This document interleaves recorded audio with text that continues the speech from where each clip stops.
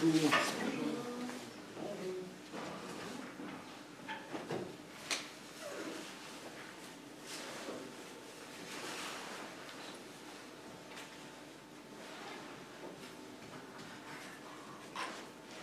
Alors, y a-t-il parmi les gens qui n'ont pas rempli le questionnaire qu'on avait distribué lors de la conférence sur la réparabilité? Si oui, si oui, il y en a quelques-uns ici disponibles. C'est très facile à remplir, le principe que les croix. C'était en ligne, non? Alors, soit vous les remplissez en ligne, soit vous avez rempli sur le papier.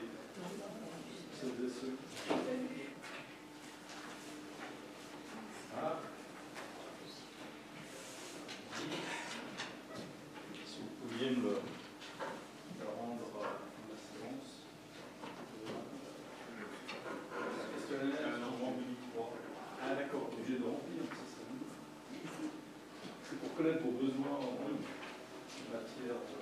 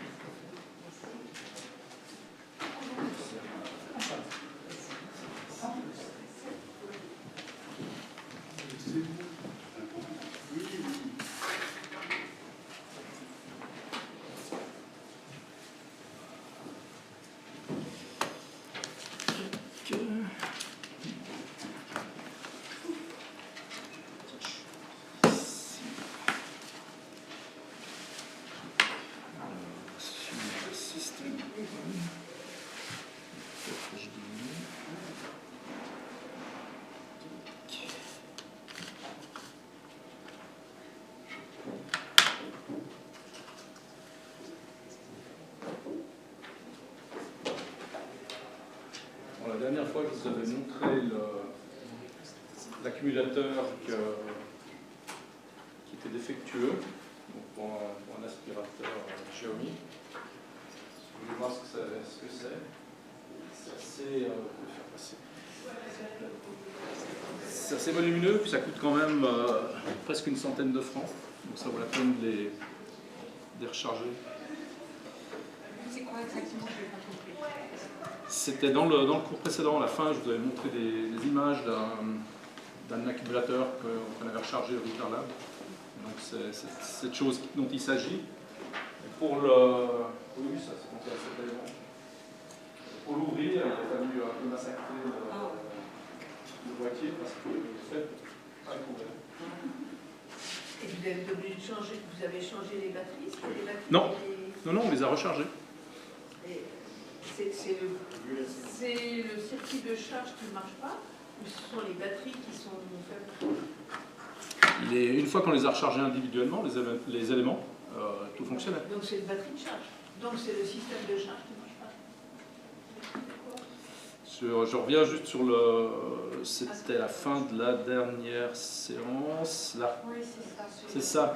Donc ici, vous voyez, on a créé un petit truc. C'est le circuit de charge qui est mal fait. C'est le circuit de charge qui est mal fait, qu'on voyait ici. Enfin, qui est mal fait ou qui est fait à dessein défectueux. Ou à dessein. Non, on va les accuser, mais... Voilà, donc c'était cette chose-là.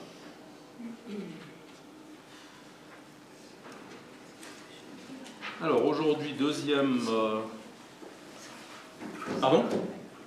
Non, mais votre Les questions sont pas claires. questionnaire, je ne sais pas que dire parce que vous mettez rien? on a travaillé toute notre carrière sur l'informatique. Vous mettez toutes les croix. Il n'y a pas de...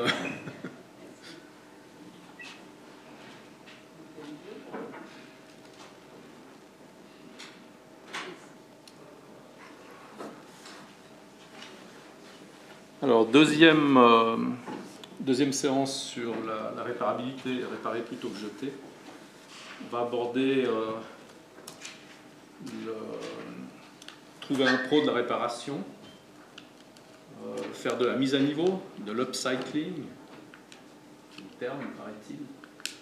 Un petit quelque chose sur la réparation de l'électroménager, parce que c'est pas forcément évident. La fin de la réparation des chauffages fossiles qui sont annoncés dans le canton voisin, la réparabilité du numérique et puis une petite matrice de réparabilité que j'avais faite pour vous indiquer s'il faut vous lancer ou pas dans une réparation du numérique en fonction de votre niveau de compétence. Donc, la dernière fois, on avait vu que le Repair Café, donc le site www.repaircafé.ch, on peut chercher des adresses de réparation professionnelle. Donc, si on va sur le... Je vais faire toute la démarche comme ça, vous l'aurez. Si on va sur le Repair Café, voilà. Donc, c'est dans Réparer et puis adresse de réparation professionnelle. Et puis en dessous, là, vous avez adresse de réparation professionnelle.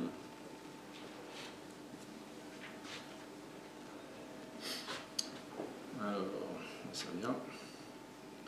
Bon, vous avez un peu de tout. Annuaire de la réparation, annuaire de la réutilisation, donc pour vendre, louer, donner, acheter de seconde main, enfin, tout ce qu'on veut. Cueillette de fraises, ça, fraisière à Mérin, par exemple. Et puis, il y a plein d'autres choses. Mais c'est le site de la FRC. Évidemment, ce qui va nous intéresser, c'est l'annuaire de la réparation. Et puis là, on voit un annuaire qui est suisse, enfin suisse romand, pardon. Je pense qu'on peut augmenter un peu le zoom.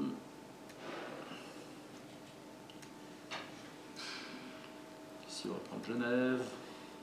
Ah, on voit qu'il y a un site qui s'appelle jerépare.ch. Vous aurez tout ça dans les slides.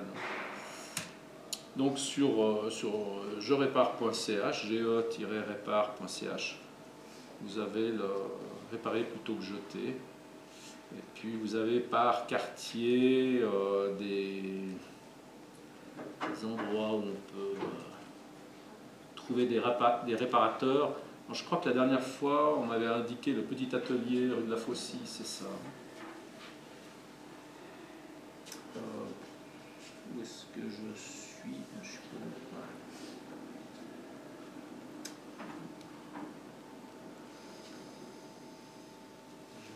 au bon endroit, rue de la Faucille. C'est peut-être sur celui-ci. C'est sur celui-ci. C'est ça. Donc, là, on tombe sur le petit atelier. On peut aussi les chercher. Là. Donc, ils disent qu'ils font loisirs, musique, sport, électrique, électroménager, électronique. Sinon, ils notent. Et si on veut en savoir plus, on a le numéro de téléphone et les horaires.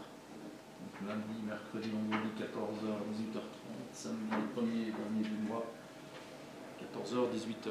Et puis on peut aller sur leur site. Alors là, il est plus dépouillé que ça, c'est difficile de faire. Et ça, c'est le site. Alors, on peut dire qu'ils sont voilà, propulsés par WordPress. À propos de... Ça, je dois avouer qu'ils ont fait dans le minimalisme le plus total. Donc c'est relativement simple, hein. Il faut aller dans Repair Café, les adresses de réparation professionnelle.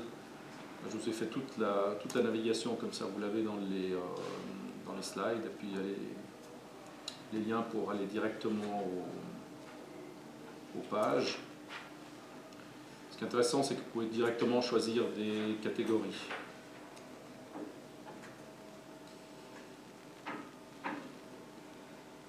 Ici, si vous voulez toutes les catégories, si vous cherchez,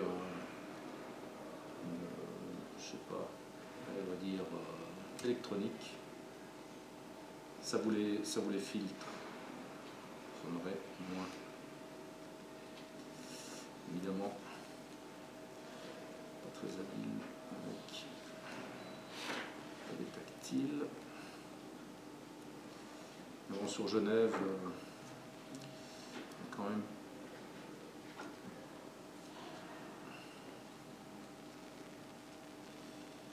Alors, est-ce qu'il y a ce que j'ai au répare? Ouais. Donc ils veulent qu'on aille sur Je répare. Et puis si on met électronique.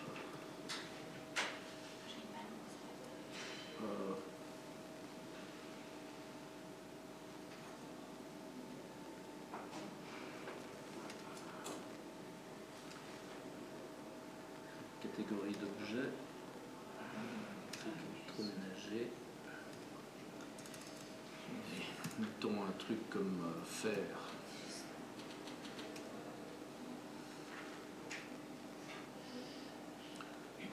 Donc voilà, là vous avez ben voilà, le petit atelier qui apparaît. Apparemment ils savent réparer les fers à repasser. Oui. En électronique, c'est tout ce qui est circuit imprimé. Alors, réparer les circuits imprimés, ça peut être délicat, mais c'est possible. Oui. Oui. Après, il faut tomber sur un technicien qui... On fait encore un circuit imprimé, pas un circuit intégré. Oui.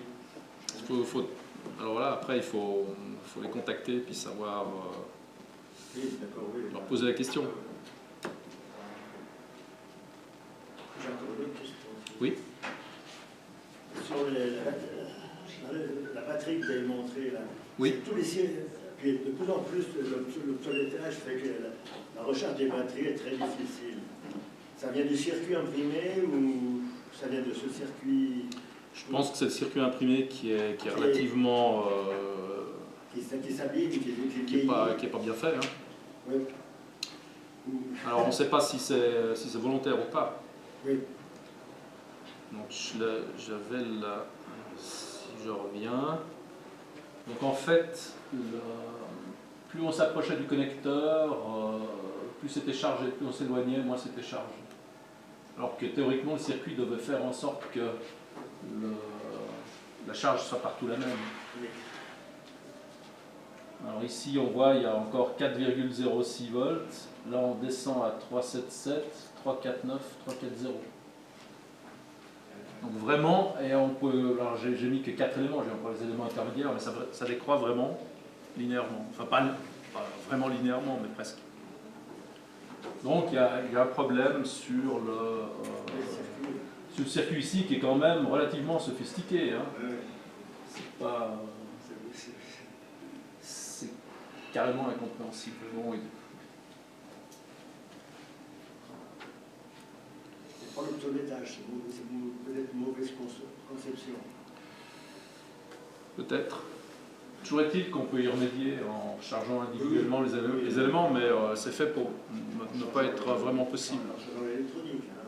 Alors, là simplement, on applique une tension aux bornes des accumulateurs individuels, et puis on peut les recharger. Là, on voit l'appareil, il indique 4,20 volts et 2,9 ampères. Donc ça c'est une source de courant, et puis ça s'arrête une fois que ces consignes sont atteintes. Mais bon, il faut avoir un appareillage relativement sophistiqué pour être en mesure de le faire.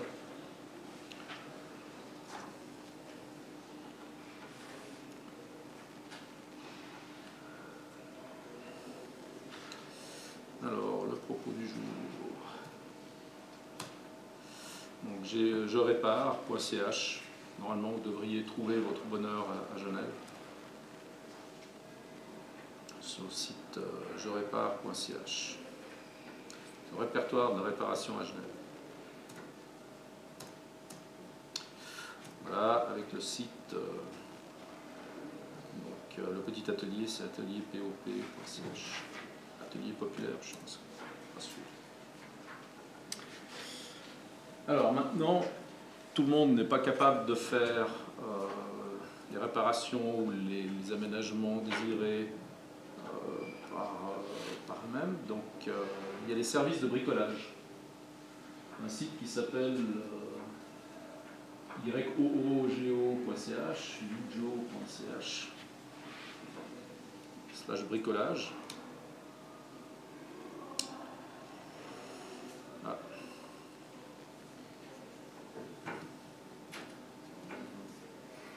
C'est bien.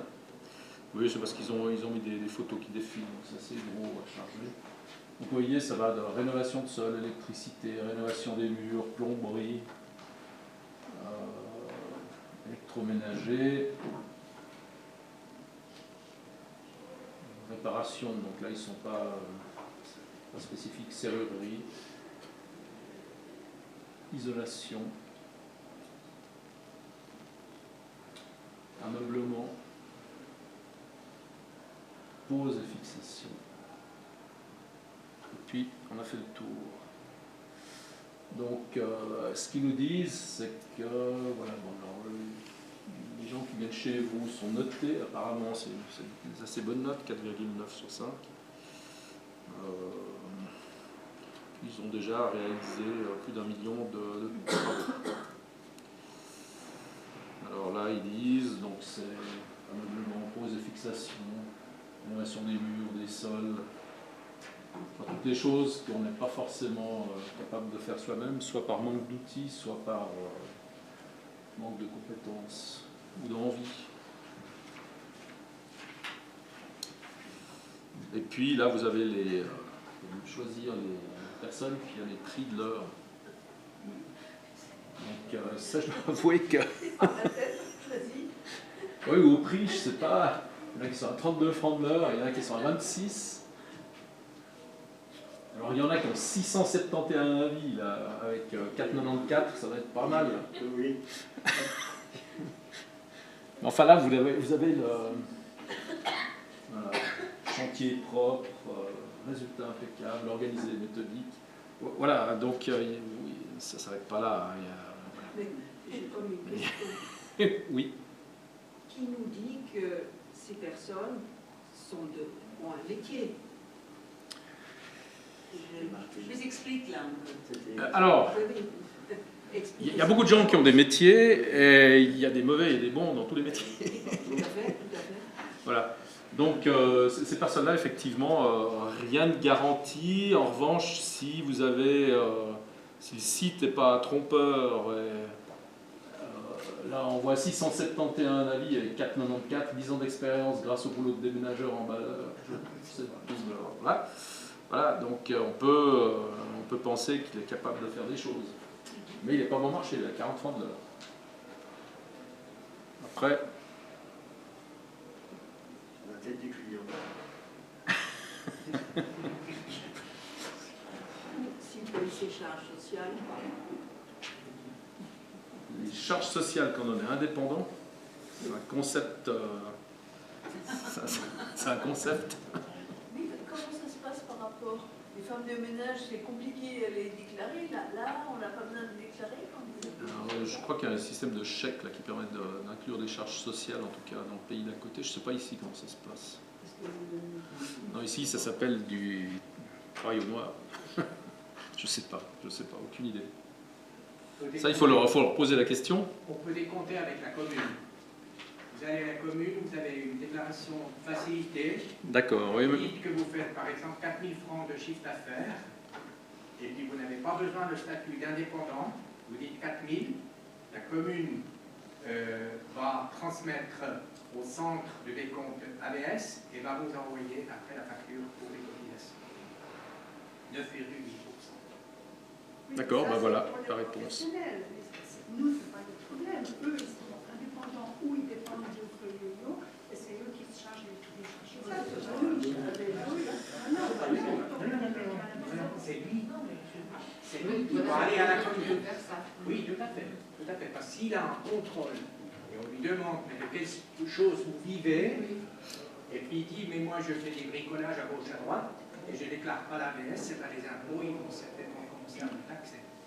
Oui, alors l'AVS, c'est pénal. Exact. C'est pas une mince affaire pour s'en sortir une fois qu'on a leur collimateur. J'avais un dossier rouge, et puis après... Les impôts, c'est juste des amendes. L'AVS, c'est pénal. Voilà, donc moi typiquement je ne me sentirais pas à faire de la rénovation de sol. En plus il faut des machines, il faut des ponceuses, des choses comme ça. Laisser faire à des gens. On voit tout de suite s'ils ont les outils adaptés ou pas.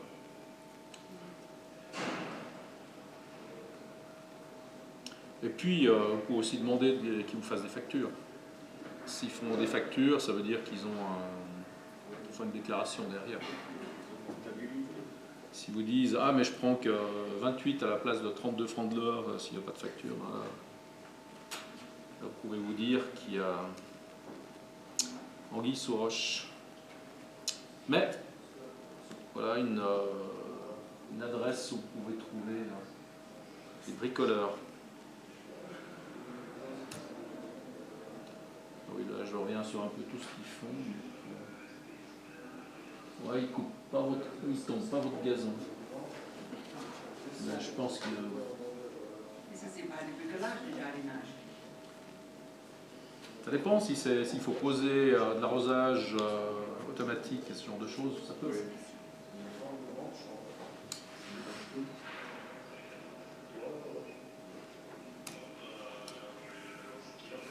Alors, je crois que la dernière fois, on m'a posé la question des luminaires, transformation des luminaires. Et c'est de là que c'est là que j'ai trouvé le terme upcycling. Vous savez que depuis l'an 2000 et des poussières, on n'a plus le droit d'acheter des ampoules avec des filaments. Et puis que ça a été dans un premier temps remplacé par des ampoules à tubes fluorescents, comme on a encore ici, dans cette salle. Et bien maintenant, la nouvelle mode, c'est de transformer, de remplacer les tubes fluorescents par des tubes LED, enfin, des lampes à LED. Alors, qu'est-ce qu'on a? Alors ça, c'est le site de la société suisse des luminaires. C'est Schweizer Lichtgesellschaft. Alors ce qu'il y a, c'est que...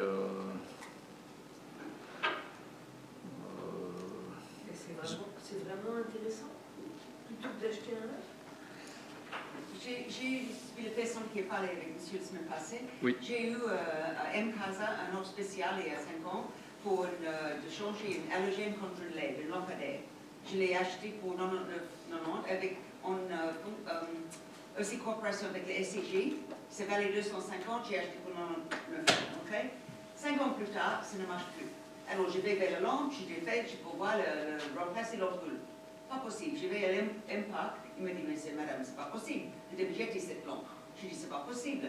J'ai dû jeter la lampe qui valait 250 francs, une magnifique lampe en acier, parce qu'on ne peut pas remplacer le LED. Le SCJ me dit, oui, mais vous savez, la technologie n'est pas encore là. Mais je dis, pour gagner 2,50 francs d'électricité, vous allez jeter une belle lampe comme ça. Oui. Alors, c'était la sens. C'est bien le dilemme. Hein. Et puis, donc ils font des journées romandes pour l'éclairage d'intérieur. Alors ils vont parler de plein de trucs. Public cible, voilà, large éventail de participants, des éclairagistes professionnels, fabricants, Alors si vous voulez y aller quand même, sachez que ça coûte assez cher. Il vaut mieux être invité. Le buffet est inclus. Voilà. Alpha Palmier à Lausanne, que je ne connais pas d'ailleurs. J'espère qu'il est bien éclairé. Voilà, donc il parle de... je vais lire un obstacle. La gestion de la lumière, de l'obstacle à LED. Mais ça, c'est pour les privés ou pour les professionnels, ça? C'est plutôt pour les professionnels, vu le prix d'entrée. Je crois que... Mais bon, voilà, il y a une société qui s'occupe de ça et ils ont quelques informations intéressantes. Donc l'idée, c'est de modifier les anciennes lampes ou luminaires pour les moderniser avec des technologies plus économes comme les LED. Attention, il y a des normes de sécurité électrique, on en a vu un petit peu la dernière fois, et puis dans le domaine plus précis des luminaires LED, il faut faire attention à ne pas modifier l'installation électrique, parce que sinon on est soumis à un contrôle obligatoire. Donc, transformation de luminaire.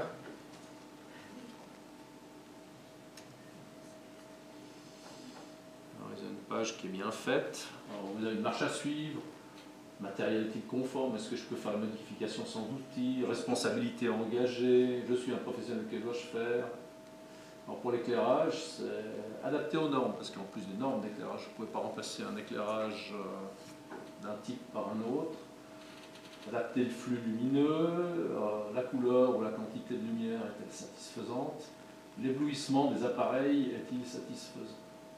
Vous avez entendu parler de la problématique de la lumière bleue des LED qui fatigue et qui vous empêche de dormir. Donc il faut faire attention à quel type de LED on installe. Il y avait une question. Le principe des LED par rapport à une lampe à filament, c'est... Alors, le filament, c'est un filament normalement en tungstène qu'on chauffe, qui devient rouge par la chaleur, et qui ça excite des électrons qui vont monter d'une couche puis vont descendre en envoyant un photon. Ça, c'est le principe du filament. Et ben, la LED, c'est des semi-conducteurs, et puis on va transformer des charges enfin, on va exciter aussi des photons, ça va émettre des photons, mais beaucoup moins de chaleur. Typiquement, là où on a 100 watts d'une ampoule à filament, je crois que quelques watts d'une ampoule à LED font le même nombre de lumens. Donc, le problème, c'est le spectre de couleurs. Parce que les LED, au départ, c'était très étroit le spectre de couleurs qu'elles émettaient. Maintenant, ils ont fait des progrès, ils en mettent plusieurs, ils en mettent 3, 4. Ça fait que le spectre devient plus uniforme. Mais c'est un problème. Typiquement, si vous avez des animaux comme des reptiles ou des poissons dans un aquarium ou des perroquets, il faut leur donner des ultraviolets. Donc là, pour l'instant, je n'ai pas encore trouvé de lampes à LED qui font assez d'ultraviolets. C'est en général des tubes fluorescents, d'ailleurs, qui ne durent pas très longtemps. Pour le circuit, en fonction de ça, il y a moins de résistance, ça reste de moins chauffer. Voilà, c'est exactement ça. Le principe du filament, c'était le pire, Oui. parce qu'il produisait beaucoup plus de chaleur que de lumière. C'était plus de 95% par terre en chaleur. Donc, point de vue, là, j'ai vu. Alors, je crois que j'ai des courbes. Enfin bon, là, ils vous disent voilà, comment connecter un tube LED.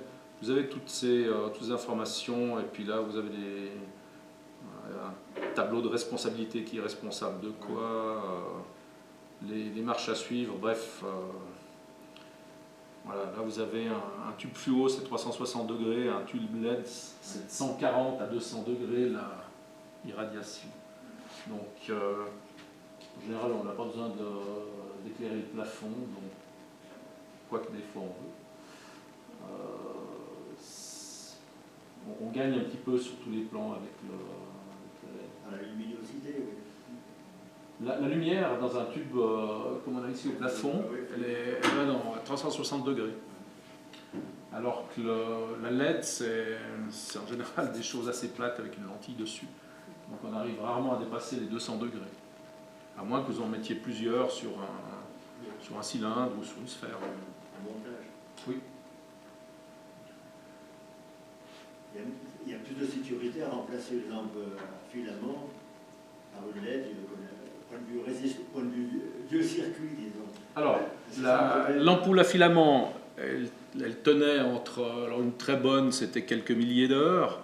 Une normale, c'était 1000 heures. Ouais. Une LED, on parle plutôt de 15 000, 20 000, 30 000 heures. Donc vous montrez moins souvent sur la chaise pour aller remplacer. Moi, ça serait électrocuté, j'en sais rien. Bah, non, mais en général, vous faites attention. Oui, si vous touchez les véhicules. Et puis, l'avantage de la LED, c'est aussi que votre facture va diminuer par rapport à l'ampoule à filament si vous allez encore. Je pense que plus beaucoup doivent en avoir, ou alors dans les endroits qui sont jamais utilisés, parce que les 1000 heures de vol, elles ont dû passer depuis un moment. Vous voyez, la température de couleur. Alors là, c'est un blanc froid, évidemment, c'est dans le bleu. Donc il y a un indice de couleur, voilà. 2700 degrés Kelvin, là, ça représente la température de couleur.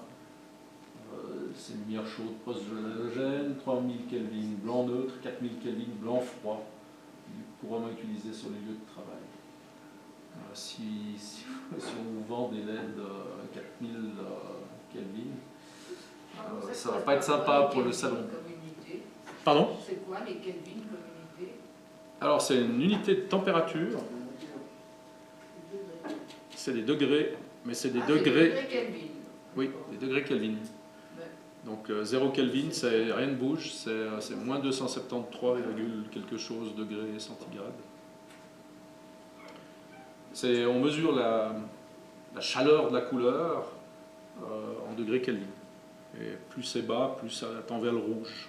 Plus c'est chaud, plus ça tend vers le bleu-violet. Mais 2700 Kelvin, ça doit être très chaud alors. C'est vraiment chaud. Pour une couleur? Non, pour une couleur. Alors, c'est vrai que ça va dans le sens inverse. Lumière chaude, une ambiance chaude, c'est un peu comme ici, hein, c'est un peu rougeâtre. Ici, on les a un peu. C'est pas du blanc industriel qu'on a là.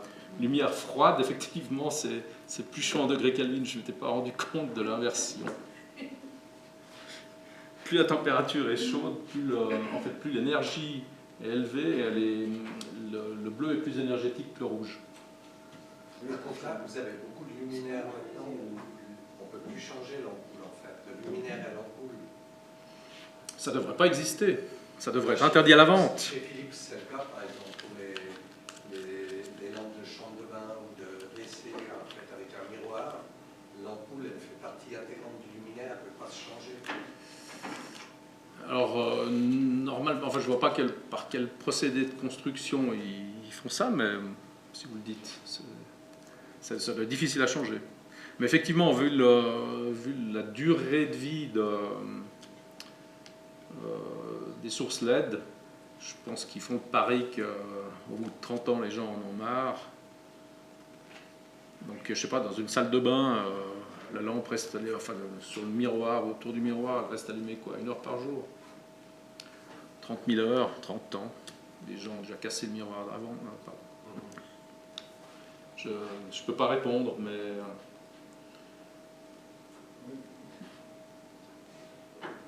Donc ici, il y a un problème d'éblouissement aussi. Il parle aussi de l'éblouissement, etc. Enfin bref, c'est assez... Est-ce que l'IRC est indiqué sur les ampoules? Pardon, les? Est-ce que l'IRC, l'indice de... l'indice de rétro-institution des couleurs, est-ce qu'il est indiqué quand on achète une ampoule?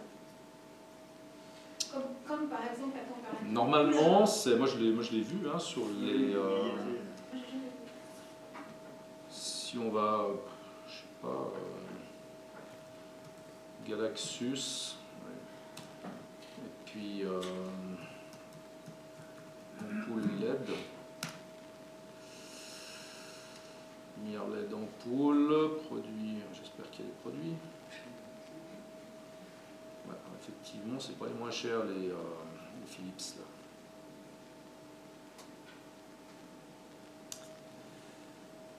Alors, on va même prendre les prix croissants, comme ça on aura les moins chers. Alors ça là, c'est le tout premier prix, ça doit remplacer, donc c'est 2,5 watts et ça remplace une ampoule d'un filament de 32 watts. Ça balance 350 lumens. On va regarder dans le descriptif. Voilà, là ils disent blanc neutre. C'est pas blanc industriel. Alors je ne sais pas s'il y a plus d'informations que ça. Apparemment pas. Voilà.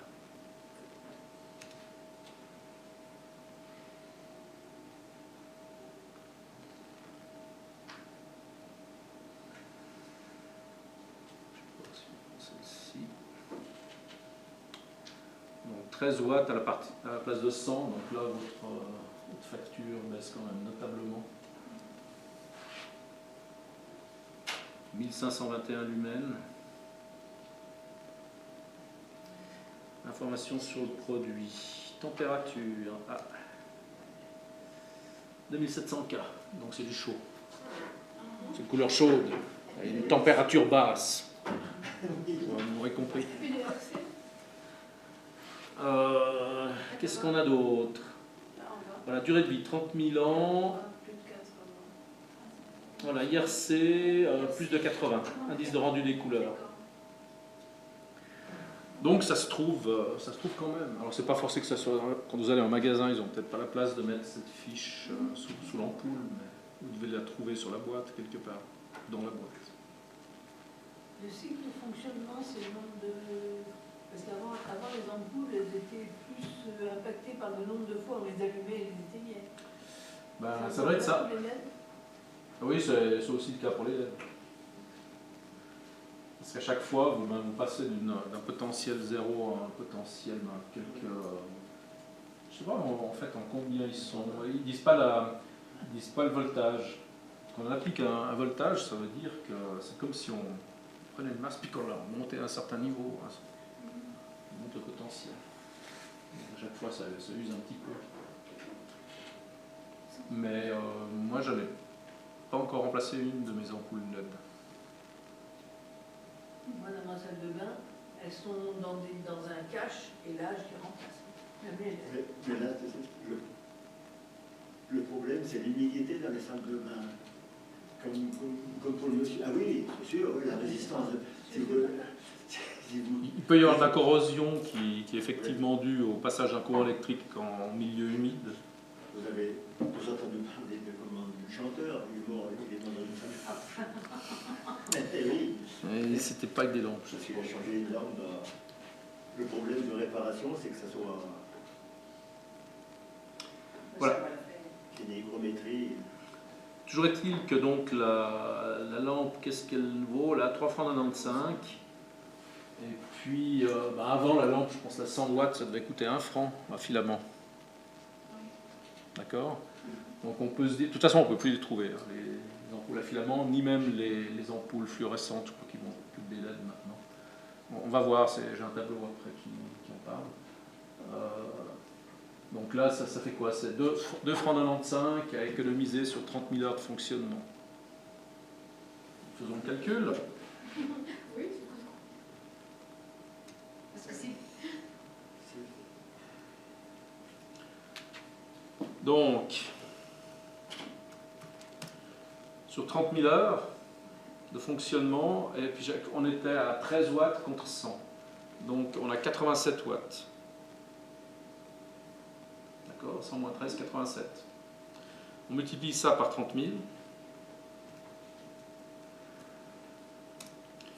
Donc on arrive à 2 600 000 watts. C'est-à-dire 2600, je divise par 1000. 2600 kilowatts heure. Qu'on gagne sur la durée de vie de l'ampoule LED par rapport à l'ampoule filament. Je ne fais pas le calcul sur les 1000 heures parce qu'après il faudra racheter les... Mais je parle juste de la consommation électrique. D'ailleurs, il y a une ampoule à filament qui éclaire depuis une centaine d'années, je crois, dans une gare aux États-Unis. C'est un record, enfin moyen très poussé, je ne sais pas exactement comme ils ont fait. Alors maintenant, c'est quoi vous payez l'électricité, enfin nous payons l'électricité, parce que je ne la vole pas non plus. C'est quelque chose comme 28 centimes le kilowatt. 14 centimes le kilowatt. 14? Oui, sans le transport, uniquement le kilowatt. Donc là, on est à 2610 kW, point Très cher. multiplié par point 14, 365 francs. Vous économisez pour 365 francs d'électricité sur les 30 000 heures de vie de la LED comparé à l'ampoule à filament de 100 watts qui n'existe plus. Par contre, si on doit changer un tube, les tubes LED, ils éclairent moins que les tubes actuels. Alors je Les tubes, crois néons. que on va regarder chez Galaxus J'en ai parce pas que... trouvé, j'ai cherché, j'ai pas trouvé. Hein. Alors je sais qu'à Unis du Four, on a changé les plafonniers et je crois qu'ils nous ont changé le plafonnier entier.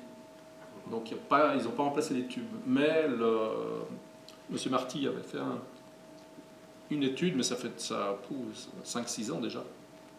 Et il avait trouvé des remplacements. Mais c'est pas simple. C'est pas simple. Parce qu'en fait, les particuliers utilisent peu les tubes longs. Relativement peu.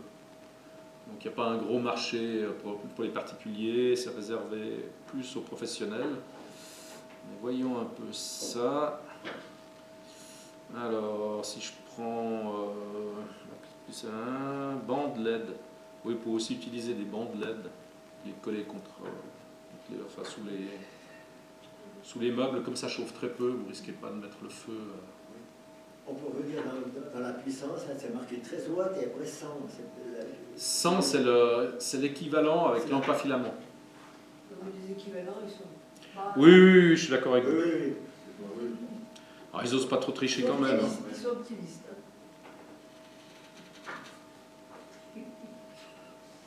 On se rappelle plus, il n'y en a plus de filament.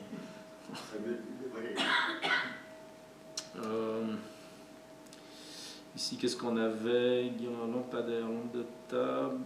Ouais, je ne sais même pas s'ils en vendent.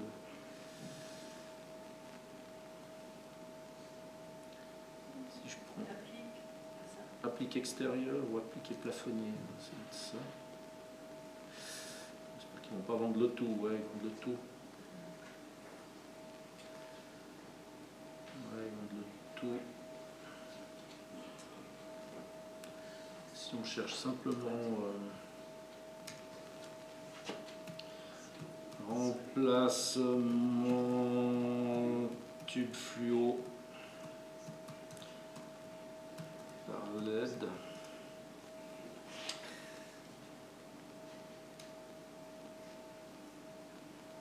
Bon, bah apparemment, voilà.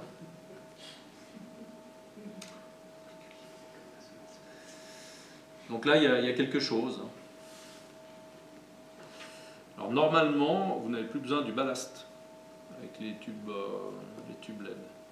Donc ça, je sais qu'on peut... De quoi? De ballast. En fait, il y avait une ruse avec le tube fluo. Les compteurs électriques n'arrivaient pas à mesurer la consommation des tubes fluorescents. Donc ils mettaient un ballast, une espèce de grosse boîte blanche comme ça, assez lourde en métal, qui permettait au compteur de comptabiliser la consommation du tube fluorescent. Avec le tube LED, il y en a plus besoin. Mais apparemment, ils ont remplacé vos tubes LED actuels par des fluorescents par des LED. Ben voilà. Il faut mettre le courant, là, il parle. Et changer le support qui tient le tube. Non, le starter. Ah, le starter. Parce que avant, le starter était nécessaire parce qu'il faut une décharge dans le gaz pour que ça produise pour que ça conduise l'électricité. Il y a assez d'excitation dans la poudre. Je ne sais pas exactement ce qu'il y avait dans ces tubes fluorescents, mais c'est toxique. Je sais que le 11 septembre 2001, quand des tours sont tombées, il y a des chiens qui ont cherché des survivants dans les décombres, ils sont tous morts parce qu'ils ont tous respiré le mercure et toutes ces choses qui sont dans ces tubes, qui s'étaient fracassés. Donc ça, tubes fluorescents, c'est vraiment éliminé avec précaution parce que c'est assez toxique. Les LED apparemment beaucoup moins ou pas du tout. Donc voilà, on peut en trouver. Il y a même une vidéo.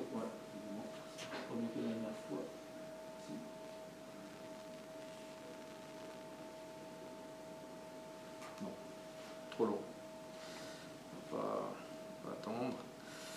Mais voilà, sachez que ça existe et puis l'opération est possible.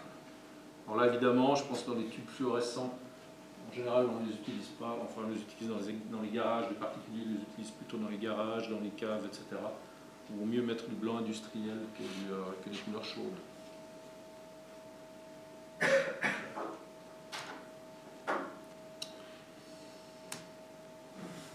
Donc voilà, là, il y a une petite table qui vous dit... Alors ça, c'est l'état en 2022.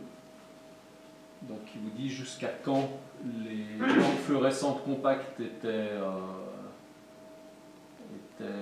L'autorisation d'importation ici, ça va jusqu'en février 23. La vente autorisée, bah, ça c'est indéterminé. En revanche, pour les lampes halogènes, la fin est proche, c'est dans moins d'1 an. Et puis les sources lumineuses non LED, ben c'est des lampes spécialisées justement pour les ultraviolets, pour ce genre de choses. Là, il y a... les lampes halogènes, si on a des petits spots de plafond avec des lampes halogènes, on va en trouver en LED. Oui. On va passer avec les mêmes broches. Oui. Oui.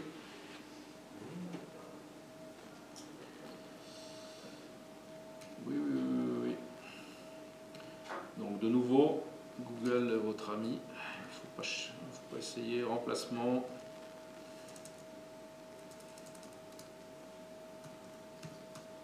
Lampe halogène. Ouais, alors il y a les tubes là, hein, qui sont 150 watts. Et elles sont réglables aussi? Alors là, j'ai vu qu'il y avait des LED qui, comme il y en a plusieurs, simplement ils les allument pas toutes. Comment passer de l'halogène à la LED? Donc il y a ce genre de... Là vous voyez tout ça c'est des LED. Mais quand les petits... Moi j'ai une suspension de plafond, mais il y a un petit truc comme ça de LED. Oui. De halogène, pardon. Halogène. Alors il y en a à l'intérieur, c'est ça. Mais c'est pas forcément ça. Il y en a d'autres. C'est surtout les plus lourds pour le remplacer. Oui.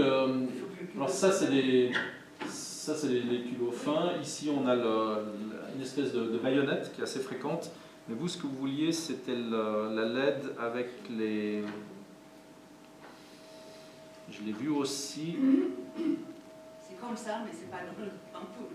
Non, c'est comme ce qui est à l'intérieur là. Oui. Hein, ça, et ce qui est soudé là.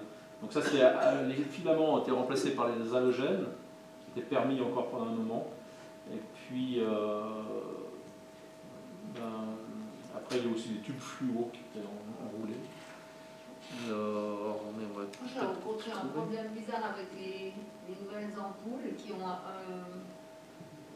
celles qui ont une grosse douille, même les petites, elles ont une pastille de contact qui est beaucoup plus grosse qu'avant. Et dans des anciennes lampes, ça arrive souvent que ça marche. On n'arrive pas à les visser pour faire contact. D'accord. Alors là, il faut... Oui, c'est vrai que des fois, c'est plus large et qu'on n'arrive pas assez profond. Donc là, il faut chercher des modèles qui sont compatibles. Il faut chercher des modèles compatibles parce que ça... Sur rien là, on voit qu'il y en a des... Voilà, celui-là, il est relativement court, celui-là, il est plus long. Mais c'est... Typiquement, là, c'est souvent trop large. Alors, je voulais juste voir... C'est... Normalement, il devrait y avoir ce qu'il faut. J'arrive pas à trouver. Ben voilà les températures de couleur.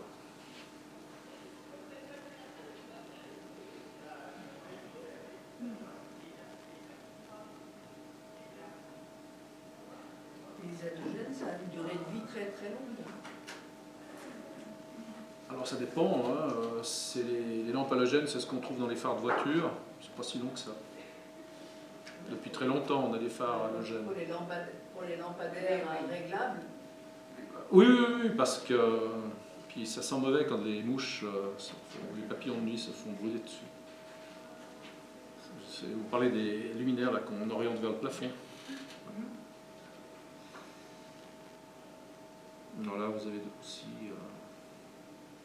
Enfin bref, toute l'histoire vient de... Je vais quand même essayer d'en trouver une. Si on prend des images, on va bien en voir. Voilà, là c'est pour remplacer les halogènes qu'on mettait par-dessus. Là, il y a différentes baïonnettes. Là aussi. Voilà. Là. Voilà, oui. C'est ce genre de choses dont vous parlez. Et puis là, voilà aussi, c'est pour les halogènes de ce type-là. On peut juste mettre dans la lampe comme ça, changer un peu l'autre, on peut juste faire quelque chose avec la lampe de suspension. Alors, vous pensez bien qu'ils l'ont fait avec le même système pour être compatible? Oui. Parce qu'ils essayent de justement ne pas induire en erreur les personnes. Parce qu'il y a des tensions, parce qu'ils ne sont pas sur 200 volts. Les halogènes non plus. Donc, il y a des Les halogènes étaient en courant continu, pas en alternatif. Ah oui, il y a des transformateurs. Oui, il y a des... Et à l'intérieur, c'est pas que du fil. C'est pas que du fil.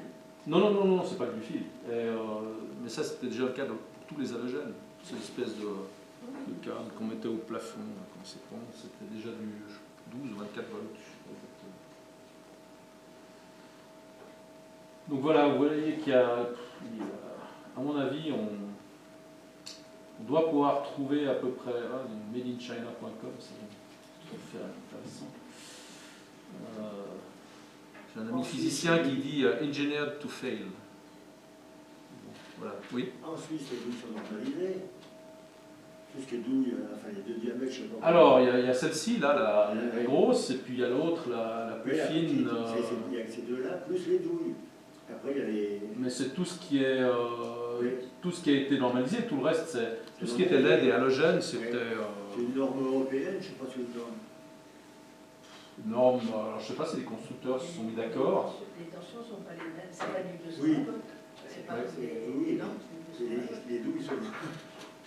Puis là, on voit justement les phares halogènes remplacés par des LED sur les voitures. Il y a vraiment... Aujourd'hui, on a beaucoup progressé. Dans le... Comment ça va se passer pour les voitures alors? Pour les voitures, apparemment, là, si vous payez très cher, parce que ça doit être relativement onéreux, voilà, peut-on remplacer des phares halogènes par des phares LED? Mais attention, leur usage est interdit sur la route et leur efficacité est souvent décevante. Oups, voilà. On va faire comment? Non, mais pour les phares de voiture, c'est toujours autorisé. Ah, d'accord. Ça fait partie des exceptions.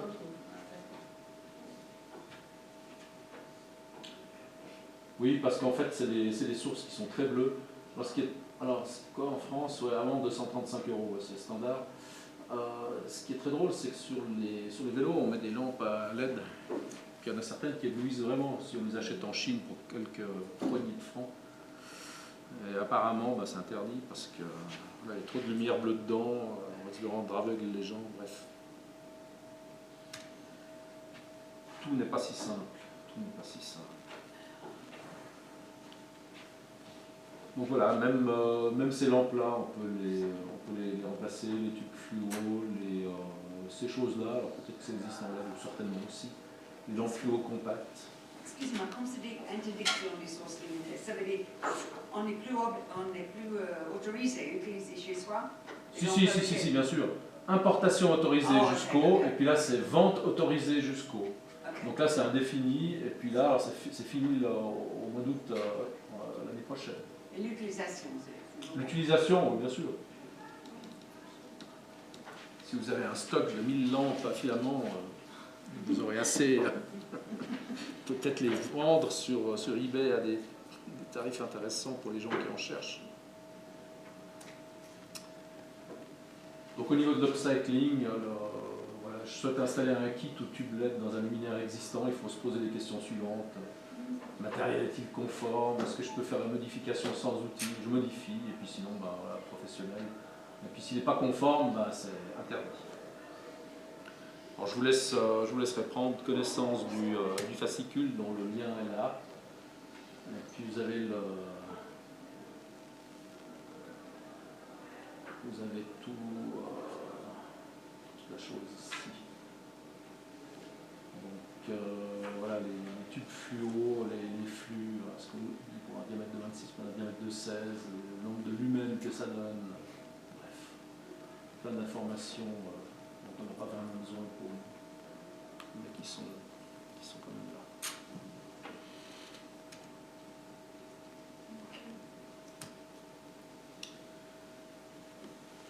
Donc voilà, donc ça c'est sur Énergie Suisse.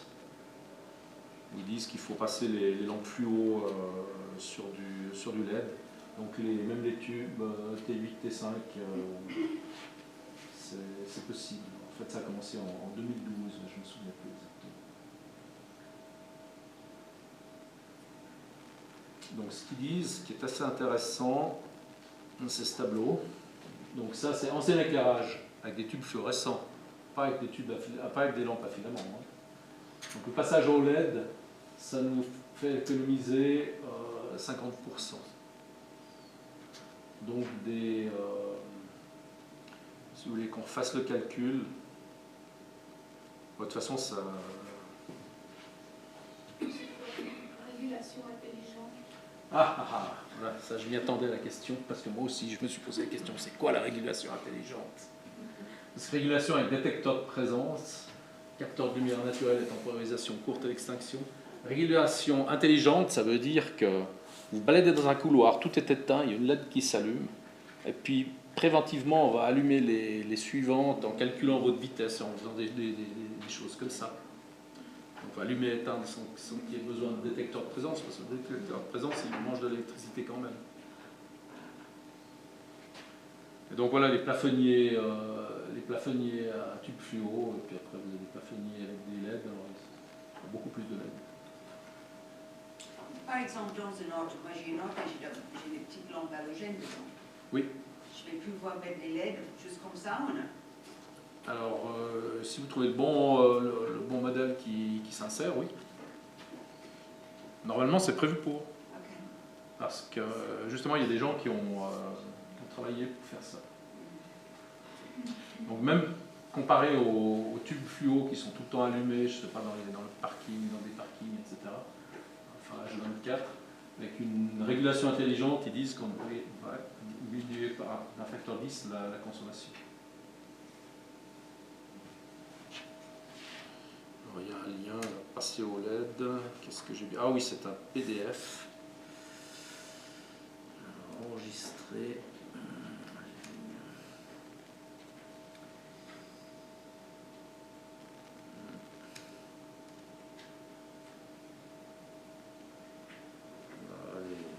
Les éclairages à LED moderne, la régulation intelligente, réduisent 95% les coûts d'électricité.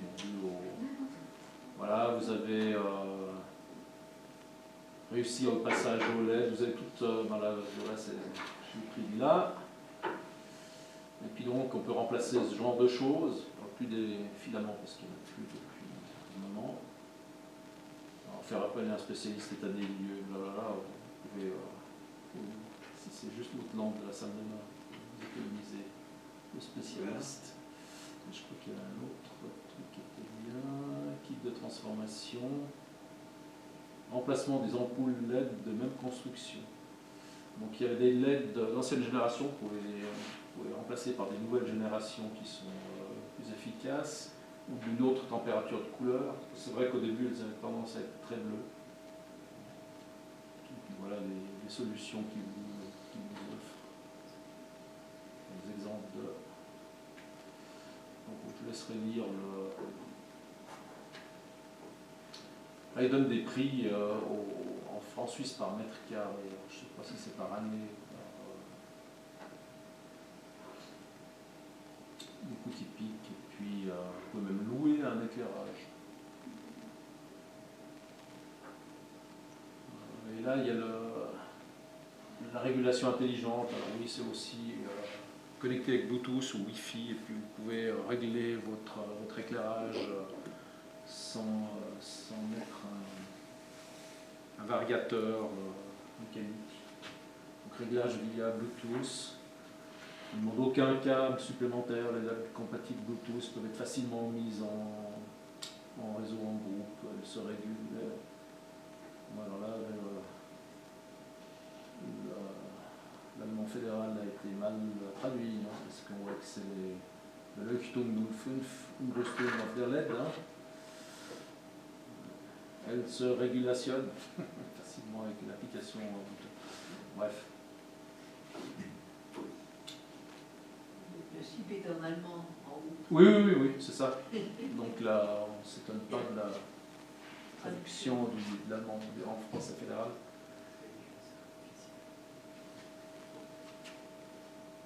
Voilà le monde. Évidemment, il y a un problème, c'est la conversion de luxe en lumen. Ça, on ne va pas vous aider beaucoup. Il faudra prendre une table ou une calculatrice. Mais il y a plein de.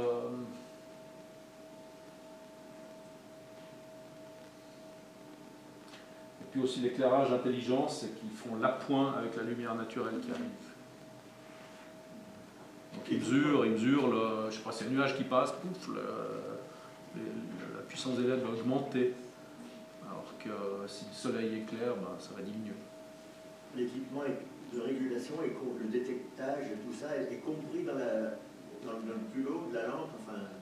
Alors non, pas dans les lampes. Ça c'est pour les installations générales, hein, où on veut vraiment faire de l'éclairage intelligent, il faut que ce soit piloté. Oui, en fait, le pilotage se fait dans les lampes, alors ça doit être des lampes relativement chères, ça doit être des lampes... Oui, je crois que c'est marqué là, non? J'ai un doute. Non, parce qu'aujourd'hui, vous connaissez la norme Minergie, donc les bâtiments, ils ont un concept d'éclairage pour réduire la consommation électrique. Et puis il y a des stores qui montent, qui descendent, et puis des LED qui s'ajustent. C'est au niveau du bâtiment, c'est vraiment la... Là, on parle bien d'éclairage dans des couloirs, dans des zones oui. De dessous, quand il faut descendre à la corde, donc je crois. Moi. Oui, mais là, ça dure pas très longtemps. L'économie d'énergie est rien. L'avantage que vous avez avec les LED aussi, c'est que comme il y a peu de chaleur, si vous manipulez des... je sais pas, si vous voulez faire de la peinture en spray, vous ne risquez pas de mettre le feu. Parce que la chaleur, c'est un problème dans les endroits confinés avec des vapeurs.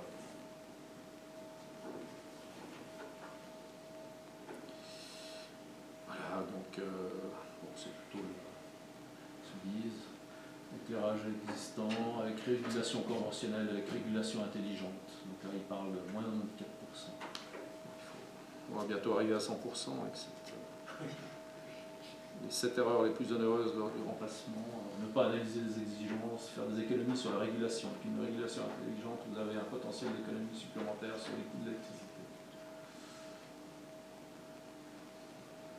Voilà, je vous laisserai analyser le document. Donc c'est Suisse Énergie. Évidemment qu'ils sont un peu embêtés parce qu'ils font la promotion des voitures électriques, ce qui va nécessiter beaucoup d'énergie électrique. Et puis d'un autre côté, on essaye de descendre, il y a une initiative, c'est quoi, 2500 watts, et les personnes à 2500 watts par jour, comme ça, je ne sais pas exactement. Enfin, bref, avec les voitures électriques, ça ne jouera pas. Donc, ils essayent de baisser la consommation électrique partout où ils peuvent. Donc, construire des nouvelles centrales. Mais c'est possible de récupérer des gens qui chargent des voitures électriques. On peut récupérer avec la lumière. Si on baisse la lumière. Non, mais c'est-à-dire, voilà. Alors, j'explique simplement l'électricité qui est produite. J'ai un ami qui travaille au SIG et qui est tout à fait au courant de ça. Toute l'énergie électrique produite doit être consommée dans le réseau. Elle doit. Il n'y a pas d'autre solution. Alors elle peut être consommée en la stockant. Typiquement en Suisse, on est très fort, on a des barrages, on a des turbines qui sont réversibles. C'est-à-dire qu'on a trop d'électricité, on les met en mode pompe, et on repompe l'eau qui est descendue du barrage en haut pour la stocker. Alors le rendement est de l'ordre de 60-65%. Donc pour 1 kW qu'on met en bas, 0,65 quand on le redescend. Mais bon, c'est quelque chose, c'est du stockage. C'est mieux que des batteries. Donc tout ce qui est produit doit être consommé. Et le problème, c'est qu'aujourd'hui, avec le renouvelable, les panneaux solaires et l'éolien, on n'a pas de contrôle sur la quantité produite. Ça vient, quand il y a le soleil, ça vient, quand il n'y a pas de soleil, ça ne vient pas. L'éolien, quand il y a du vent, ça vient, et quand il n'y a pas de vent, ça ne vient pas. Le problème, c'est quand il y en a trop, parce qu'il faut le délester quelque part. Alors, normalement, on arrête la production dans les barrages, parce que ça, on peut facilement l'arrêter tout de suite, hein, c'est relativement rapide. Une centrale nucléaire, c'est beaucoup plus long. Une centrale à mazout ou à gaz aussi, c'est beaucoup plus long à réguler. Donc, tout ce qui est produit doit être consommé, et puis les gens qui chargent leur voiture électrique, enfin les batteries dans leur voiture électrique, c'est de l'énergie qui est stockée, qui pourrait être restituée au réseau. Théoriquement, c'est possible. En revanche, là, ce que l'ami qui travaille au SIG m'a dit, c'est qu'à certains endroits, ils refusent de connecter les installations photovoltaïques au réseau, parce qu'en fait, la taille des câbles n'est pas suffisante pour acheminer la quantité d'énergie produite, parce que ça a été prévu pour être consommé dans un sens, mais pas consommé plus produite. Et donc ils ont un problème aujourd'hui à Genève. Ils sont en train de remplacer des installations de câblage électrique pour fournir l'électricité, qui marchaient parfaitement, parce qu'aujourd'hui c'est plus adapté pour recevoir la charge supplémentaire de l'énergie qui serait produite par les panneaux solaires. Donc c'est très complexe. Et, je me rappelle avoir lu il y a quelques semaines une problématique européenne où justement il y a des pics de production d'électricité dus aux énergies renouvelables, et c'est un problème pour la Suisse qui doit moduler justement, faire transiter l'électricité européenne du nord vers le sud et vice-versa, plutôt dans ce sens-là. Est-ce qu'il y a des voies de recherche en cours pour essayer d'améliorer le stockage, justement? Ah, oui, il y en a plein. Alors, il y a des trucs abracadabrants. Donc, il y a des espèces de grues qui montent des blocs de béton. Hein, c'est de l'énergie potentielle. On stocke de l'énergie potentielle. On monte dans le champ gravifique de la Terre. Puis après, on les redescend et puis ça produit l'électricité. Oui. Il y a un article aujourd'hui dans les quotidiens. Les forces motrices de Berne vont installer des très grosses batteries dans le pays de Bayern. Alors ils vont en Allemagne et c'est vraiment une installation très juteuse parce qu'ils peuvent installer des batteries et puis la surproduction sera chargée dans les batteries. Oui. Aujourd'hui c'est en première page côté spécial au niveau de la presse écrite. Ah d'accord. Ouais. Oui, alors, le stockage de l'énergie, c'est un casse-tête. Oui. Et le plus simple, si on a la possibilité, c'est de stocker de l'eau dans les barrages. Oui. Tant qu'il y a de la place, hein, parce qu'ils sont peut-être en... Quel est le rendement? Non, de l'eau, il y en a assez, là, en ce moment, c'est bon. Non, je n'ai plus. Le rendement dans les barrages, c'est 60%. Dans les batteries... Dans les batteries, alors, il faut compter sur le barrage, il va durer très longtemps. Une batterie, ça dure... Disons, la capacité de stockage d'une batterie diminue au fil du temps. Dans un barrage, ce n'est pas le cas. Donc il faut le rendement, il y a la durée de vie de la batterie, il y a plein de choses à considérer. Je pense qu'aujourd'hui, ils sont à peu près au même niveau, mais au niveau des coûts, je pense que ce n'est pas pareil. Les batteries, ça coûte quand même cher. Et puis il faut les produire, il faut les acheminer, ça fait de la pollution. Alors, ce qui est prévu, c'est qu'on distribue comme des conteneurs de batteries dans la nature, là où il y a les éoliennes ou les centrales photovoltaïques, s'il y en a un jour, pour stocker l'énergie au plus proche de là où elle est produite.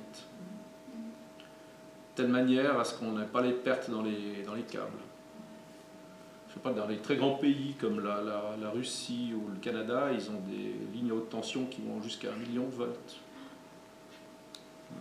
C'est le voltage, un peu, c'est un petit peu la hauteur à laquelle on lance l'électron. C'est pour les faire aller loin, pour pas qu'il y ait trop de pertes. Puis après, je ne sais pas si vous avez entendu parler de l'effet des arcs. Oui. C'est 1000 volts par centimètre, donc 1 million de volts, il faut 10 mètres entre les câbles, sinon ça fait des arcs. C'est assez impressionnant.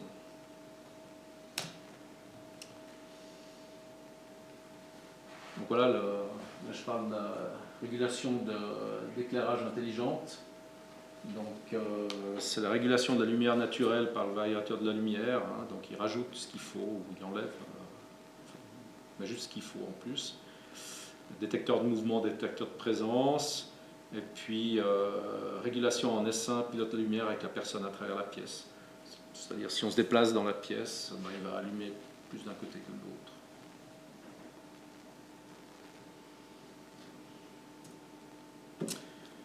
Alors, parlons un petit peu de la réparation de gros électroménagers comme un réfrigérateur. Alors, c'est très intéressant parce que c'est sur le site de Sibir, la marque en haut. Ils disent que lorsque l'appareil remplit les exigences actuelles d'efficience énergétique et de rentabilité, la réparation est souvent une meilleure alternative à l'achat d'un nouveau réfrigérateur. Intéressant qu'un constructeur prétende ça. Alors, la durabilité est une priorité, en particulier s'il s'agit d'un problème mineur. Disais ici quelles sont les possibilités les plus fréquentes de réparer un réfrigérateur et quels sont les coûts engendrés. Donc, je vous ai mis le lien. Sibir. Mais c'est intéressant comme démarche qu'ils aient voilà, combien coûte la réparation d'un réfrigérateur. Voilà, ils parlent de entre 200 et 400 francs. Ou aussi demander à un réparateur, un bricoleur, non, peut-être pas pour un atelier de réparation qui a tout ça, sommeuré des. Mais c'est intéressant que des constructeurs d'électroménagers incitent à la réparation. Je trouvais que c'était assez intéressant. Donc, un autre lien. Donc, on a le swisscenter.ch/Genf, des réparations d'appareils électroménagers à Genève. Donc, vous voyez, les marques sont là.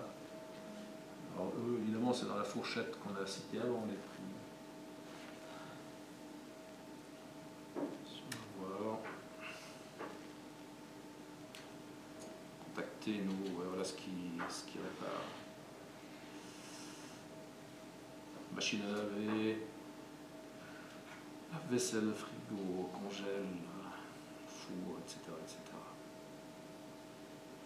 En général, quand on s'adresse aux fabricants, enfin, directement, ça coûte beaucoup plus cher. Je ne sais pas si c'est la main-d'œuvre, mais.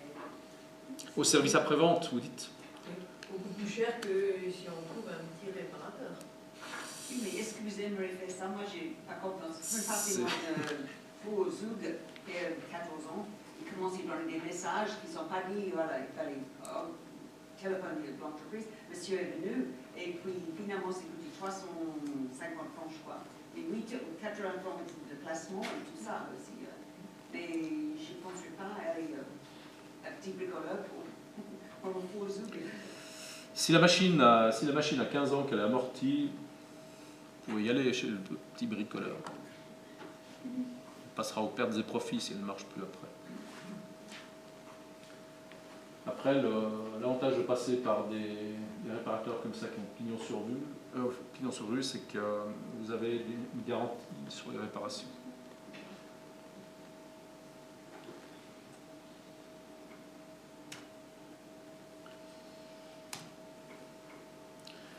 Ah, le canton voisin, nos chers amis vaudois, il y avait un projet de loi qui disait que les chauffages à énergie fossile, les chauffage à mazout, à gaz, devrait être remplacé d'ici 2040 dans le canton de Vaud. Mesure phare qui comporte des exceptions, évidemment pour les très grands bâtiments avec des très grandes chaudières, c'est pas facile de les remplacer comme ça. Figure d'un avant-projet de révision de la loi sur l'énergie au Conseil d'État, blablabla, jusqu'en 2040, tous les chauffages fossiles en fin de vie devront être remplacés par des installations plus écologiques. Qu'est-ce que vous connaissez comme installation plus écologique? La PAC, la pompe à chaleur. Et puis le bois, parce que le bois n'est pas une énergie fossile, à moins qu'il enfin, fossiliser, c'est trop dur. Et puis, si vous avez je sais pas, une porcherie avec des cochons qui produisent beaucoup de méthane, vous chauffez au méthane, c'est pas facile non plus. Bon, dans le canton de Vaud, il y en a.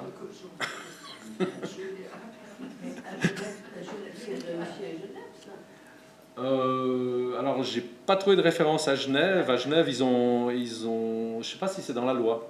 C'est des incitations. Si votre chaudière tombe en panne, vous devez changer de parler. Oui, mais justement, je n'ai pas trouvé de référence dans la loi là-dessus. J'ai peut-être mal cherché. Il disait qu'à Genève, c'était vrai aussi. Alors, donc ça c'était le blabla qui est paru dans les journaux il y a 2 ans. Et puis, d'ailleurs, on voit là. Voilà, c'était la RTS. La nouvelle loi sur l'énergie vaudoise condamne les énergies fossiles. Donc c'était en 21 août 2023. Non, ça ne fait pas 2 ans, ça fait 1 an et demi. En revanche, qu'est-ce qui s'est passé? En fait, c'était un projet. Qu'est-ce qui s'est passé? Donc le projet de loi sur l'énergie a été adopté par le Conseil d'État vaudois en septembre 2024, mais il a été un peu amendé. Typiquement, il parle de la neutralité carbone en 2050. La nouvelle loi pourrait entrer en vigueur au premier semestre 2026. Je crois que le projet il allait plus vite. Vous avez le détail ici. Plan climat, réduction des gaz à effet de serre, etc. etc. Vous avez toute la documentation. Remplacement des chauffages en fin de vie dans un délai de 20 ans après leur installation. Actuellement responsable de 38% des émissions de gaz à effet de serre dans le canton, mais on ne vous dit pas qu'il faut les remplacer. Ah ben justement, alors ça sera pompe à chaleur, ça veut dire énergie électrique, ou alors des pellets, du bois, ou alors du méthane, si vous avez la chance d'avoir une source de méthane. Mais il y a assez de bois pour que tout le monde puisse faire ça dans le pays? Non. Non, exactement. Clairement. Bah, c'est-à-dire après, si vous faites des toutes petites pièces, comme on a des chaînes de montagne avec un four où tout le monde se presse autour, on fait tout, la cuisine, etc. avec, il faut y arriver. Non, clairement, de toute façon, avec la densité urbaine, il faudrait des stocks de bois partout. C'est pas possible. Même moi, mes grands-parents, ils n'avaient plus de bois, c'était du charbon. Et puis le charbon, alors on a beaucoup de réserves de charbon mondial, mais c'est beaucoup plus polluant même que le mazout. Donc, en réfléchissant un petit peu, il y a plein de gens qui vont passer à la PAC avant.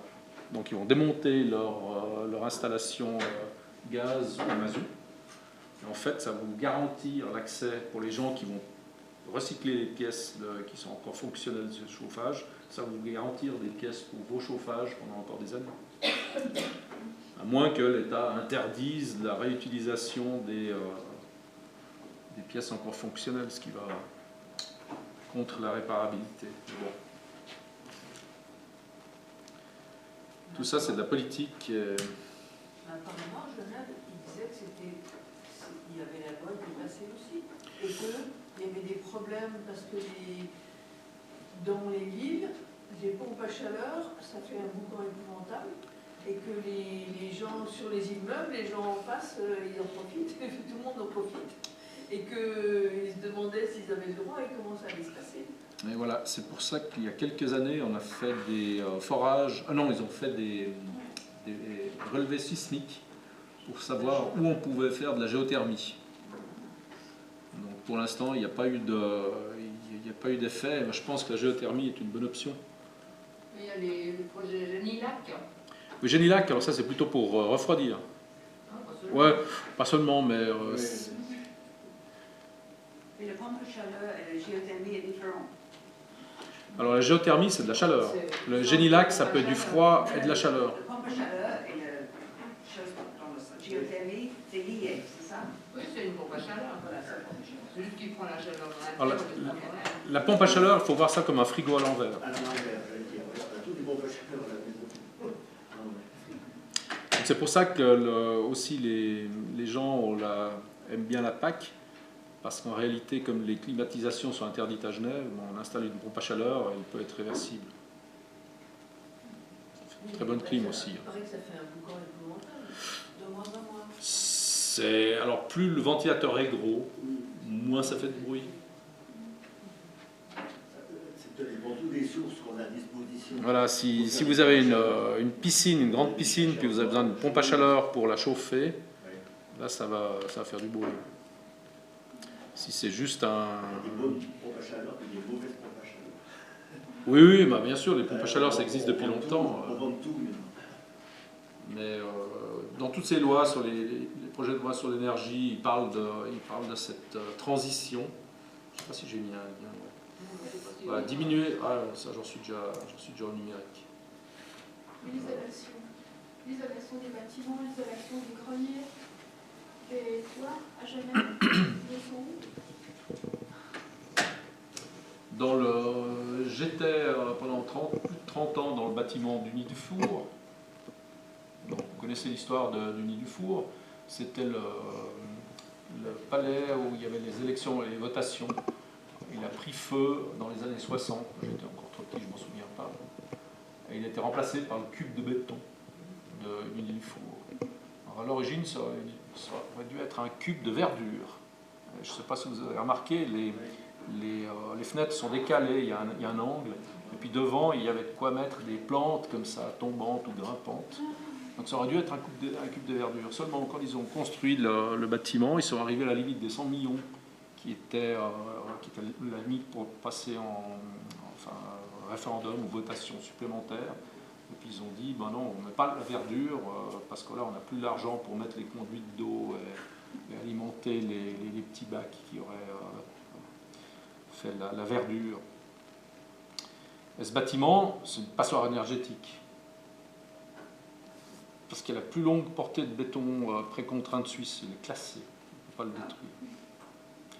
Donc sur toute la longueur du bâtiment, on a des traverses comme ça en béton précontraint, il y a des câbles dedans qui servent pour tenir le bâtiment mieux. Et donc ça fait des ponts thermiques vers l'extérieur. Il faudrait que ça soit fait, et puis les vitres sont des... Alors, il y a quelque chose, mais on devait changer les vitres, mais il n'y a toujours rien de fait. Et puis, j'ai pas de photos, mais ce qui est impressionnant, c'est une fois d'aller dans les sous-sols. Donc, il y a 5 ou 6 niveaux de sous-sol. Il y a des abris, c'était prévu pour faire un hôpital en cas de guerre. Enfin bref, tout ce qu'on veut sous Nid du Four. En tout cas, des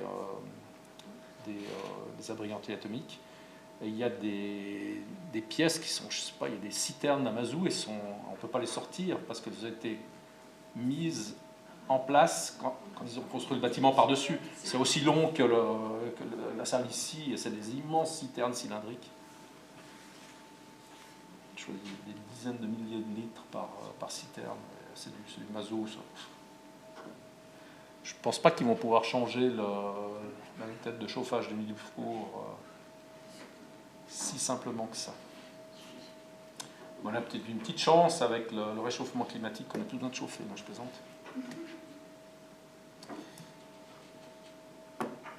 Alors là, moi je ne suis pas un expert des bâtiments ni de la consommation d'énergie lourde. Je suis comme vous, on subit les aléas législatifs. En revanche, la réparabilité du numérique et puis l'impact du numérique, ça c'est quelque chose qui me parle un petit peu plus. Et donc, il y a un article sur la Fédération romande des consommateurs de Lauriane Altweg qui parle de diminuer le lourd impact d'un smartphone. Et c'est vraiment, j'ai trouvé intéressant parce que les problématiques soulevées sont exactement toutes les problématiques de la réparabilité. Donc, limiter l'achat d'objets connectés, opter pour le reconditionner ou l'occasion, acheter des produits facilement réparables, faire durer les équipements au maximum, recycler en fin de vie et puis s'informer. C'est ce que vous faites ici, c'est très bien. Et puis moi aussi, parce qu'en préparant ça... Qu'est-ce que c'est recycler en fin de vie pour les smartphones? C'est les amener à un endroit où on va récupérer les matières premières qui sont présentes dans le smartphone. Il y en a, Genève? Vous allez au service client de la Migros et puis vous pouvez poser tous vos appareils électriques, électroniques, ils les reprennent. Parce que moi j'ai le... J'ose pas compter le nombre de smartphones qui sont encore dans les tiroirs chez nous avec les enfants, ma femme, moi. Je pense que... c'est pas smartphone, on va dire téléphone mobile. Je pense qu'on a facilement arrivé à la vingtaine. Mais Apple ne répond pas à des choses comme ça. Apple ne répond. Apple, peut-être dans le Apple Store, je ne sais pas. Oui, tout à fait. Tout à fait, oui.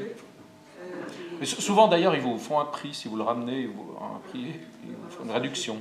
Ça, j'ai pas vu. Moi j'ai vu une fois, oui.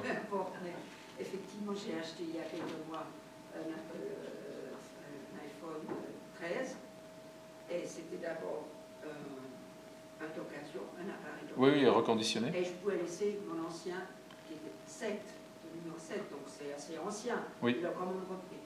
D'accord. Alors je ne sais pas ce qu'ils en font avec. Normalement, ils ne doivent pas le brûler. Oui.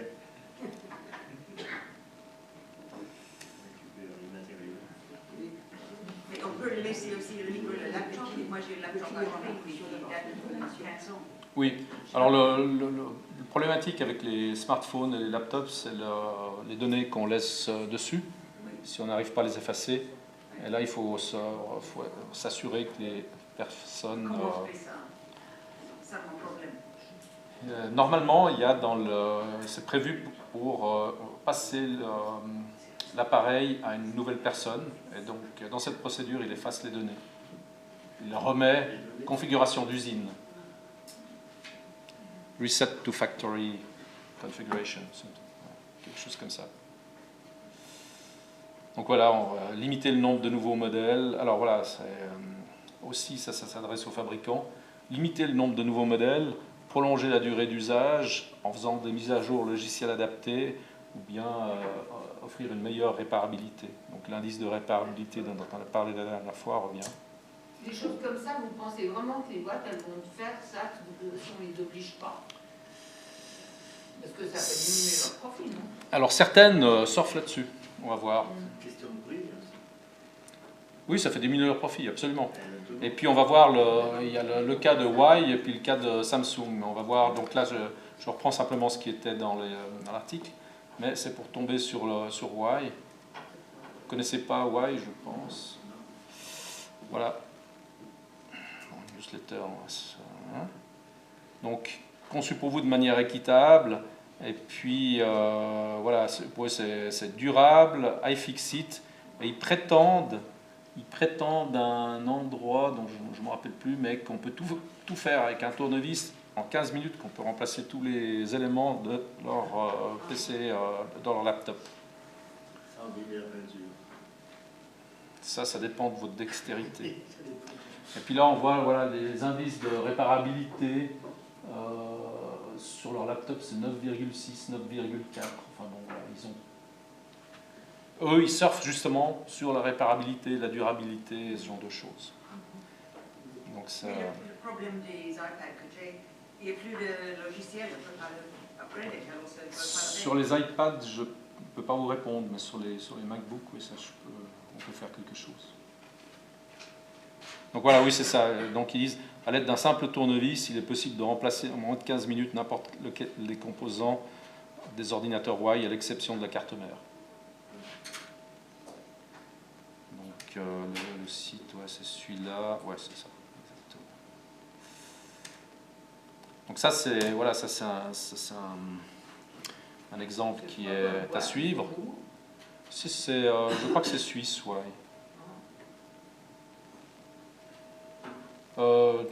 Peut-être non, ils font fabriquer en Chine, il ne faut pas rêver. Hein. Mais le concept, c'est comme Fairphone, qui est hollandais à la base, il me semble-t-il. C'est Chine maintenant, parce qu'à une époque c'était Thaïlande plus.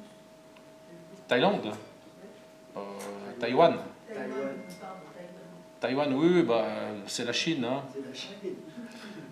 Économiquement. Ça risque de changer. Ça risque de changer. Oui. Hong Kong, pour moi, c'était pas la Chine quand j'étais petit. Donc, voilà. Le 6e point est intéressant, c'est s'informer. Donc, l'Agence pour le développement là, en France a fourni des guides. Typiquement, pourquoi préférer un smartphone reconditionné. L'INR propose des MOOC, donc des cours en ligne. Ça, c'est intéressant parce que vous avez les liens, voilà. Pourquoi c'est important, les impacts du numérique, pourquoi faut-il changer. Il y a vraiment plein de références qui sont intéressantes. Les guides. Donc là, on a En route vers la sobriété numérique, et puis voilà, pourquoi préférer un smartphone reconditionné, développement des services numériques, éco-responsable au bureau, etc., etc. Il y a vraiment plein de documentation, et j'espère que vous allez les consulter. Et puis l'INRIA, eux aussi, ils ont des fiches de concept, c'est quoi le numérique, quelles sont les infrastructures d'Internet. Après, il y a plein d'informations à votre disposition dans les liens qui sont présents dans la présentation. Donc là, on parle voilà, le reconditionné que des atouts. Alors, collecte de smartphones, réinitialisation et déblocage, tests, nettoyage, contrôle qualité, revente. Ils disent jusqu'à 8 fois moins d'impacts environnementaux que le neuf en moyenne. Un produit performant garanti 1 an au minimum, alors ça c'est en France. Puis, je ne sais pas si en Suisse le reconditionné, ils font, je ne me rappelle plus, sur le site d'Amigo, ce qu'ils disent. Puis jusqu'à 75% moins cher.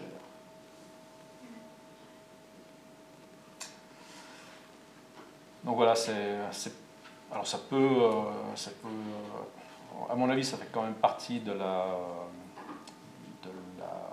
réparabilité, le fait qu'on puisse réutiliser un reconditionné. Ouais, ça, on arrive là.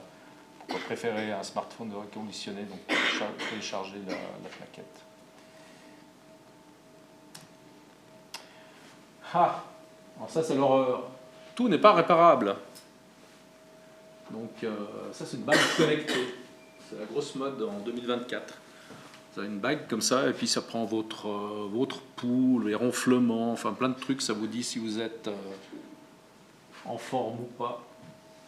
Et puis cette bague elle n'est pas réparable parce que tout est expliqué dans cet article. Si elle tombe en panne, une bague connectée finira forcément à la poubelle. Batterie irréparable et irremplaçable. Bref, je vous laisserai prendre connaissance du truc. Le problème, c'est la batterie lithium-ion. Elle devrait permettre en général au moins 400 cycles d'utilisation. Un cycle correspond à une recharge entière. C'est-à-dire, elle va descendre à peu près à 10%, parce qu'en dessous, elle est vraiment trop déchargée. C'est 400 fois les 90% de recharge de la batterie. Le problème, c'est que c'est impossible d'accéder à la batterie sans la détruire. C'est volontaire de leur part. Alors, je sais pas, il y avait des photos c'était pas en français, mais là, on voit la taille de la chose. Hein.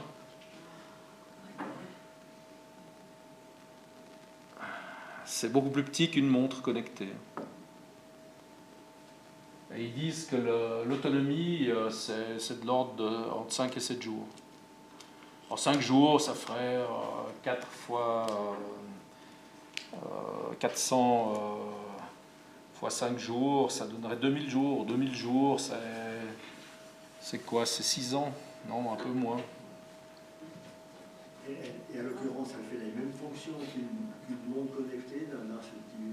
Ah, je ne sais pas ce que ça fait. En fait, Non, ça prend les données physiologiques, ça c'est Oui. sûr. Mais je crois que ça permet aussi d'arrêter les sonneries. Si vous avez mis une sonnerie de réveil sur votre smartphone, je crois que vous pouvez toucher la bague pour arrêter la sonnerie. Parce que forcément, il faut, comme il n'y a pas d'écran, il n'y a pas d'interaction réelle. Voilà, mais c'est le genre de truc, voilà, que tout le monde voudra, et puis... Et le prix par rapport à une montre? Cher. En plus, oui, c'était de l'ordre de 500 $. Donc ici, il faut s'attendre à 500 francs suisses. Oui, c'est comme ça. Donc, à cause de ça, ou en partie à cause de ça, iFixit a mis fin à son partenariat avec Samsung en mai dernier à cause de la réparabilité, déplorant notamment que les smartphones de la marque soient de plus en plus difficiles à réparer à cause de batteries avec des écrans directement collés dessus, mais aussi à cause de la bague, ceux qui ont fait ça. Donc voilà, ils avaient mis un pôle de réparation Samsung iFixit qui visait à créer un formidable écosystème propice à la réparation, blablabla. C'était que des effets d'annonce. Ils disent, voilà, il y avait des unused old phone upcycling, et puis là ils disent, à partir de juin 2024, iFixit ne sera plus distributeur tiers officiel d'outils et de pièces Samsung, mais aucune information existante ne sera supprimée d'iFixit, donc pour la réparation des smartphones Samsung. Ils continuera à vendre des pièces et des kits de réparation aux approvisionnements en pièces d'origine. Ils le disent aussi. Donc là, le stand Samsung Galaxy Upcycling qui a commencé à attirer notre attention lors d'un salon Maker Faire.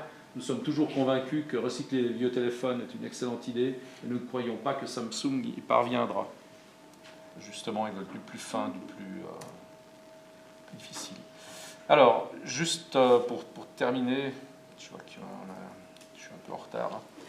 On a juste fait une petite matrice de réparabilité concernant les solutions matérielles et logicielles du numérique. Donc, pour un débutant, on définit un débutant comme un utilisateur de logiciels et de matériel informatique capable de lire et de comprendre des instructions simples et claires. L'intermédiaire, c'est quelqu'un qui a déjà résolu des problèmes de débutant et qui veut aller un petit peu plus loin, qui peut ouvrir un ordinateur et changer la batterie. Et puis l'avancé, c'est quelqu'un qui est capable de diagnostiquer et de trouver des solutions à tout type de problèmes matériels ou logiciels, même si parfois il n'y a pas de remède et qui doit remplacer le dispositif. En fait, l'avancé, c'est celui qui est capable de diagnostiquer. Puis bon, il faut avoir quelques outils, hein, les fameux tournevis là, avec des formes bizarres. Là. Donc s'il n'y a pas ce genre de... si on a des vis avec des têtes, avec ce genre de profil, ça va être difficile si on ne les a pas.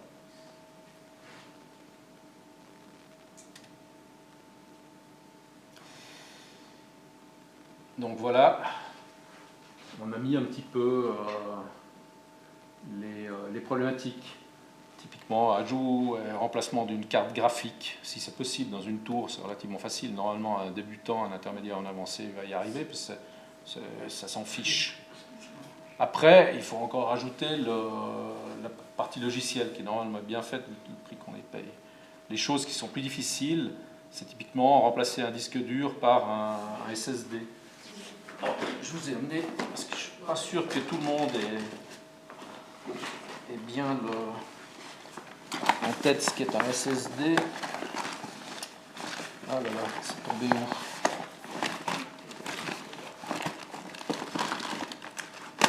C'est trop petit. C'est trop petit. Je peux y arriver. Je ne vais pas vous montrer tout ce que j'ai dans mon sac, parce que ce serait... Voilà. Donc voilà, là vous avez un disque dur rotatif de marque Seagate, disque solid state. Donc, si vous constatez que ça peut se remplacer, les formats pour les vis, etc. sont les mêmes. Alors pourquoi je dis que c'est difficile pour le débutant? Parce que mécaniquement, c'est relativement simple si on arrive à ouvrir. Donc il faut absolument avoir un dispositif pour copier l'ancien disque sur le nouveau. Et ça peut nécessiter aussi les outils logiciels ou non standards. Après, remplacement d'une batterie dans un laptop, si le boîtier est vissé, on arrive facilement à ouvrir, normalement c'est facile. Sur un boîtier collé, c'est de nouveau difficile pour le débutant parce qu'il n'aura pas ce qu'il faut et il ne saura pas comment ouvrir, enfin décoller des choses. De même façon, remplacement de CPU, c'est pas vraiment conseillé parce qu'il faut remettre de la pâte thermique. Alors bien, il y a des tutoriels, hein, vous pouvez essayer. CPU. Pardon? C'est quoi CPU? Le processeur. C'est un processeur. Oui, oui c'est. Je vais pas. Ouais, je vais mettre. C'est l'unité de base. Processeur. Alors, en revanche, l'alimentation, c'est relativement facile parce que vu qu'on n'a pas le droit de l'ouvrir. Sur un portable, ben, c'est simplement le transformateur, et sur un ordinateur fixe, ben, voilà, on sort, on en remet une autre. Autant que ça soit la même taille. Sur les smartphones et les tablettes, alors là, sur le débutant, c'est non, non, non, non, non. Puis remplacement de la batterie sur un boîtier collé pour l'intermédiaire, c'est oui. Et voilà, il y a peu d'interventions qu'on peut faire sur un smartphone et une tablette. Tout ce qui concerne l'accès Internet et réseau, normalement, c'est à la portée du débutant, à part deux choses qu'on a décidées. C'est le remplacement du routeur du fournisseur d'accès Internet par un autre modèle. Ne vous lancez pas dedans si vous n'êtes pas sûr de ce que vous faites. Même pour l'intermédiaire, ça peut être complexe. Installation et remplacement d'un pare-feu matériel, pas conseillé pour les débutants. Installation et remplacement d'une imprimante, bien sûr, ça c'est fait pour que vous puissiez le faire. Et quand on a changé le disque dur dans un laptop, et moi j'ai un vieux disque dur, je ne sais pas comment faire. J'ai envie de le jeter, mais je ne sais pas où le mettre. L'Amigro. Pardon? L'Amigro. Oula, service client de l'Amigro. Service client de l'Amigro. Ouais. Ils reprennent tous vos vieux appareils électroménagers, électroniques, etc. Même si ça ne vient pas d'Amigro. Moi j'ai plein de choses, parce que je suis en train de déménager, j'ai plein de choses à jeter informatique. Alors les CD comme ça, c'est du plastique. Ça va très bien brûler aux chevilles.